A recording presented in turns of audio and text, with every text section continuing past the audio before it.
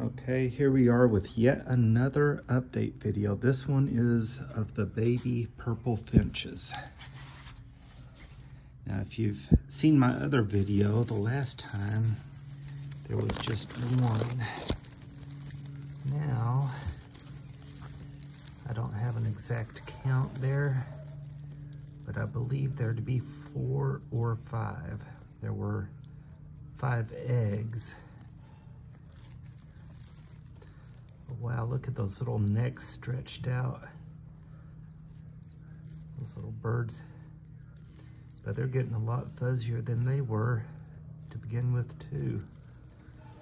Lots of feathers coming in, but still a lot of skin showing. They are not the prettiest babies in the world, but they will be pretty one day.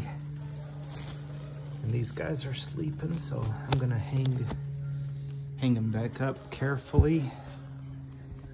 And well, hope you enjoyed that.